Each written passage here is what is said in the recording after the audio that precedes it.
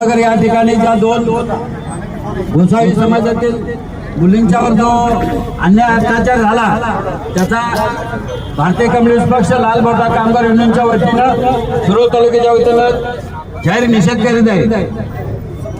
खरं म्हटलं तर अशा ज्या घटना घडतात त्यांना पाठबळ कुठून मिळतंय?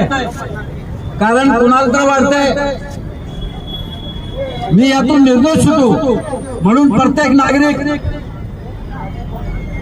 भयभीत झालेला आहे की अशी एखादी घटना घडते की त्यांना काय मिळत नाही।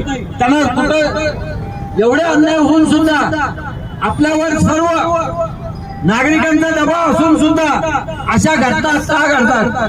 कारण आपण विचार केला पाहिजे। बालराज यांना दिसणं झाले कारण हे आरोपी मस्तवाल झाले कारण यांच्या कोणीही केसेस घेता कामा नये। कारण प्रत्येकाला काय वाटतंय अरे तू खून करून ये मी तुला सोडतो हे जे म्हणतात त्यामुळे सर्व जनतेमध्ये हवाल